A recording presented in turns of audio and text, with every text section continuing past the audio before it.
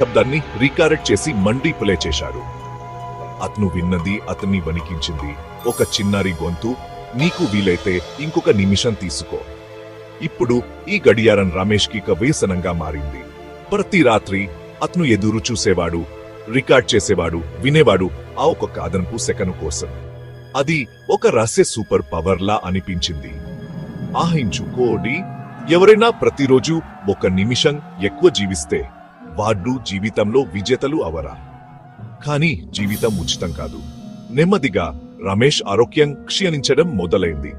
నిద్రపోయింది, అతని కళ్ళు ఎర్రబడ్డాయి, ఆకలి తగ్గింది.